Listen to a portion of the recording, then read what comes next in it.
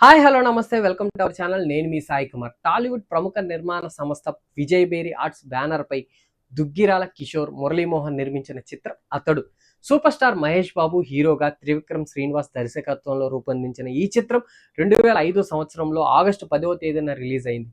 Theatrical గా, television తెరపై అత్యధికంగా వీక్షించిన పాపులారిటీగా సినిమా అయితే నిలిచింది.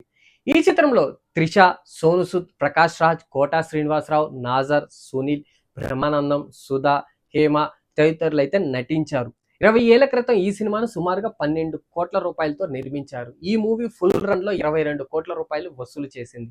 మహేష్ బాబుకు ఓవర్సీస్ లో మార్కెట్ ను ఓపెన్ చేసింది ఈ సినిమాతోనే. ఈ చిత్రం 205 సెంటర్లో 50 రోజులుగాను, 38 సెంటర్లో 100 రోజులుగాను అయితే ఆడింది. ఈ చిత్రం హైదరాబాద్ లోని సుదర్శన్ థియేటర్ ఏకదాటిగా 175 రోజులు ఆడటమే కాకుండా 1.4 కోట్ల రూపాయలు వసూలు చేసింది. మహేష్ బాబు 50వ పుట్టినరోజు ఆగస్టు 9వ తేదీన పురస్కరించుకొని ఈ సినిమాను ప్రపంచవ్యాప్తంగా పలు దేశాల్లో గ్రాండ్ గా రిలీజ్ చేయడానికి నిర్మాత మురళీమోహన్ గారు భారీగా ఏర్పాట్లు అయితే చేశారు.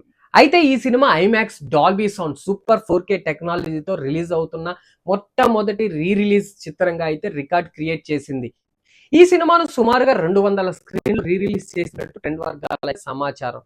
అతడు సినిమాకు ఓవర్సీస్ మార్కెట్ లో ముఖ్యంగా అమెరికా నుండి స్పందన లభించింది.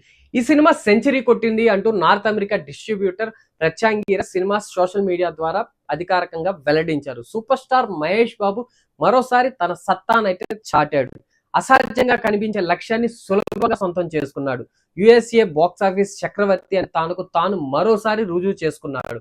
ఇక తెలుగు రాష్ట్రాల విషయానికి వస్తే బుక్ మై షోలో ఈ సినిమాకు భారీ స్పందనే లభించిందని చెప్పుకోవచ్చు. మొత్తంగా 150,000 టికెట్లు అమ్ముడుపోయాయని ట్రెండ్ వర్గాలు అయితే వెల్లడించాయి. తొలి రోజు ఈ సినిమా నైజాంలో 1.62 క్రోర్స్ గా, సీడెడ్ లో 28 లక్షలుగా, ఉత్తరాంధ్రలో 27, తూర్పు గోదావరి జిల్లాలో 24, పశ్చిమ గోదావరి జిల్లాలో 21, గుంటూరు జిల్లాలో 25 లక్షలు, కృష్ణా జిల్లాలో 25 లక్షలు, నెల్లూరు జిల్లాలో 10 లక్షలు వసూలు చేస్తుందని అయితే తెలుస్తుంది. ఆంధ్ర నైజాంలో ఈ సినిమా 3.2 కోట్ల రూపాయలు రాబట్టింది. కర్ణాటక, ఇతర రాష్ట్రాల్లో ఈ సినిమా 22 కోట్ల రూపాయలు రాబట్టింది.